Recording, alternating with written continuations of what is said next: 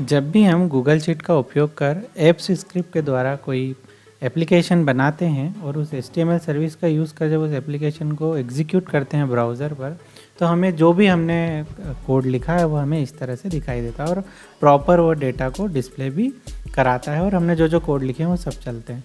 कभी कभी हमें ऐसा होता है कि जो हमने यह बनाया है इसे हमें किसी और एप्लीकेशन में दिखाना हो, हम नहीं चाहते कि ये गूगल एप्स स्क्रिप्ट का इस तरह से मैसेज आए या और भी कोई कारण हो। तो जब हमें इस तरह से इसे कहीं और दिखाना होता है जब हम आई फ्रेम का यूज़ करते हैं।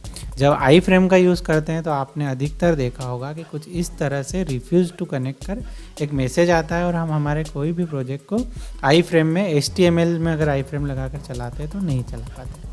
तो वेलकम फ्रेंड्स, मैं हूं संदीप निगम और आज आपको बताऊंगा कि हमें एप्स स्क्रिप्ट के प्रोजेक्ट को किस तरह से आई फ्रेम में अगर चलाना हो तो इस एरर का क्या सॉल्यूशन हो सकता है वो मैं आपको बताऊंगा। तो यहाँ पर मैं थोड़ा सा कोड बता देता हूँ कि यहाँ पर क्या क्या किया हुआ है। यहाँ पर मैंने कोई भी मेरा एक रैंडम प्रोजेक्ट लिया है जहाँ मैंने डिपेंडेंट ड्रॉप डाउन से रिलेटेड कुछ बनाया था। तो इसमें यहाँ पर आप देख रहे होंगे HTML सर्विस पे मैंने ड्रॉप डाउन वाले HTML को यूज़ कर इस तरह से कुछ दिखाया था। और जब मैं अगर मेरे HTML की बात करूँ तो मैंने एक HTML में सिंपल सा एक आई फ्रेम लिया हुआ है। उसकी मैंने विड्थ और हाइट 100% सेट कर दी, उसकी बॉर्डर को मैंने हाइट कर दिया है और जो ये प्रोजेक्ट मैंने डिप्लॉय किया था इसके डिप्लॉयमेंट की लिंक यहाँ पर सोर्स में दे दी है।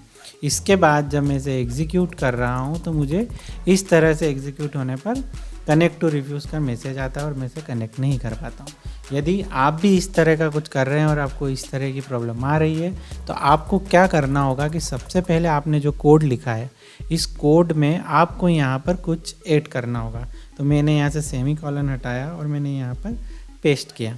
तो यहाँ पर मैंने किया है set x frame option mode में मैंने अलाउ ऑल किया हुआ है। तो अलाउ ऑल से मतलब ये हुआ कि इस जो प्रोजेक्ट आप बना रहे हैं इसे किसी भी आई फ्रेम में ये अलाउ कर देगा ताकि इसे आप चला सकें। तो आप यहाँ से इतना सा चेंज करके आपके जो भी कोड हो उसमें इसके बाद इसे डिप्लॉय करेंगे और डिप्लॉय करने के बाद यहाँ से जो लिंक आएगी, एक चीज़ थोड़ी सी और ध्यान रखिएगा, मैंने यहाँ एग्जीक्यूट एज मेरे मेल पे किया हुआ है और एनीवन यहाँ पर सिलेक्ट किया है। अब मैं यहाँ से इसे डिप्लॉय करता हूँ और डिप्लॉय करने के बाद जो लिंक आएगी उसे मैं यहाँ से कॉपी कर ले जाता हूँ और यहाँ पर इस वाली को हटाकर हम इसको बदल देते हैं। मैंने यहाँ पर सेव किया।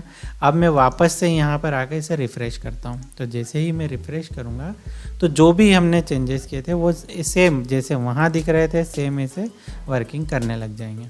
तो आशा है मुझे आपको किस तरह से आई फ्रेम में अगर कोई प्रोजेक्ट आप चलाते हैं तो उसके लिए क्या चेंजेस करना होता है वो बहुत अच्छे से समझ में आ गया होगा। इस वीडियो से रिलेटेड कोई भी क्यूरी हो तो आप मुझे निसंकोच कमेंट कर सकते हैं। यह वीडियो कैसा लगा बताना ना भूलें। मिलते हैं नेक्स्ट वीडियो में।